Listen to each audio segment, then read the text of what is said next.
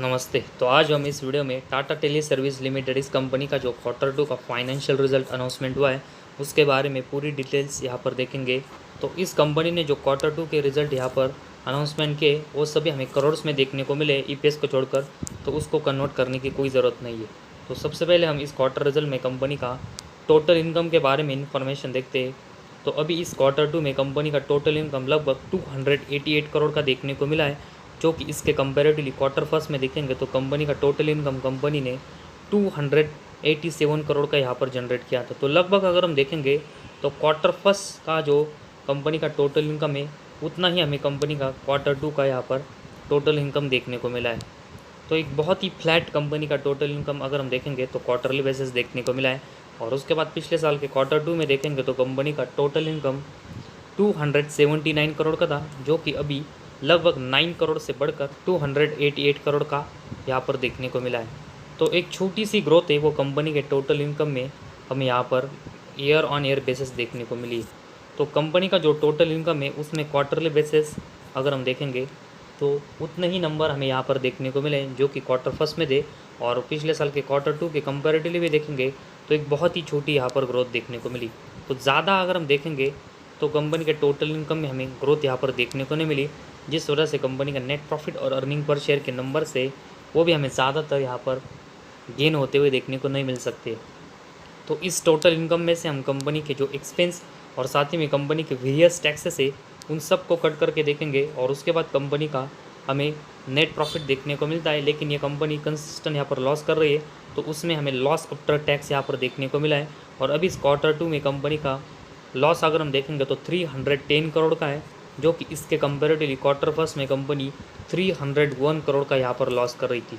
तो quarter first के comparatively company का जो लॉस है वो लगभग 9 करोड़ से और बढ़ चुका है। और साथ ही में पिछले साल के Q2 में देखेंगे तो कंपनी उस वक्त 292 करोड़ का लॉस कर रही थी, जो कि ये लॉस और भी बढ़कर अभी इस Q2 में 310 करोड़ का देखने को मिला है। तो लगभग अगर हम देखेंगे तो 18 करोड़ से कंपनी का जो लॉस है वो और यहाँ per year on year basis बढ़ चुका है, जो कि कंपनी के लिए और कंपनी के फाइनेंशियल के लिए एक बहुत ही नेगेटिव साइन है।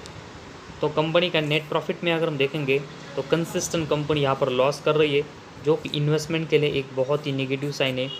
और उसके बाद कंपनी का अर्निंग पर शेयर अगर हम देखेंगे तो अभी -1.59 इस Q2 में, जो कि क्वार्टर फर्स्ट में -1.54 था और पिछले साल के Q2 में -1.50 था।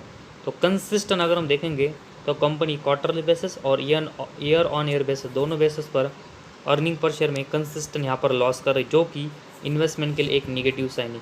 क्योंकि किसी भी कंपनी का नेट प्रॉफिट और अर्निंग पर शेयर जिस मल्टीप्लाई में बढ़ते उसी मल्टीप्लाई में कंपनी के शेयर में ग्रोथ होती है या फिर डाउनफॉल होता है।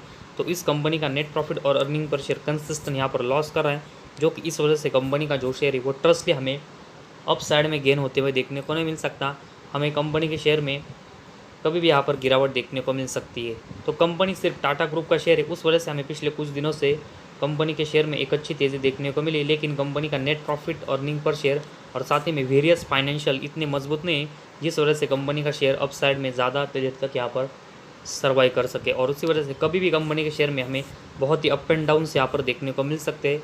और इसी वजह से अभी करंटली जो Q2 का फाइनेंशियल रिजल्ट है उसमें कंपनी अपना जो लॉस है वो यहाँ पर और बढ़ा रही है, और इसी वजह से कंपनी के शेयर में हमें इस Q2 के रिजल्ट के बाद गिरावट भी देखने को मिल सकती है। और उसी वजह से हमें इस कंपनी में यहाँ पर इन्वेस्टमेंट करना है तो हमें ट्रेलिंग स्टॉप लॉस का यहाँ पर यूज़ करना चाहिए, जिनकी करंटली पोजीशन में इस कंपनी में यहाँ पर इन्वेस्टमेंट है।